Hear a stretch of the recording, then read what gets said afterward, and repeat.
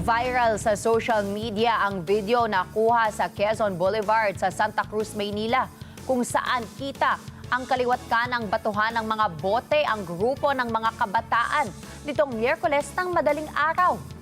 Sa naturang video, makikita ring walang makadaan ng mga sasakyan dahil sa nagaganap na riot sa gitna ng kalsada. Ayon sa barangay, dalawang magkasunod na araw umanong nagkaroon ng kaguluhan sa parehong lugar. Sa isa pang cellphone video, makikita na sa una ay tila naglalaro lamang ang mga kabataan hanggang sa may maghagis na ng mga bote na nauwi sa riot. Wala namang nadamay na motorista o naglalakad sa kalsada noong mangyari ang gulo.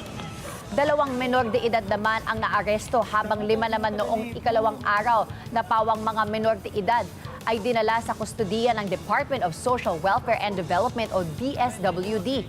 Ayon sa barangay, simpleng titigan lamang umano ang naging ugat ng gulo sa pagitan ng dalawang grupo.